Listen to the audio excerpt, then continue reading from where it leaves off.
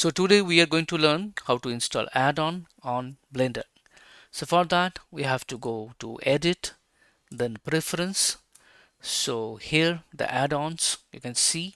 So if you want to install any add-ons from here, so you just need to tick here in the box. And if you want to install from outside, you have to click here in the arrow mark, then click on that install from disk.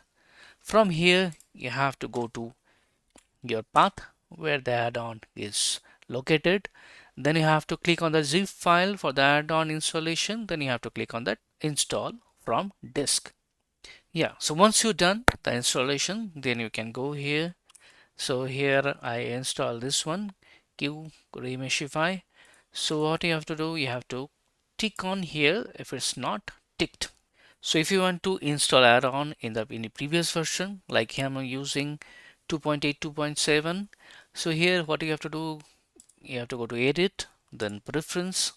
In the add-on section you have to check on these boxes which one you need to use.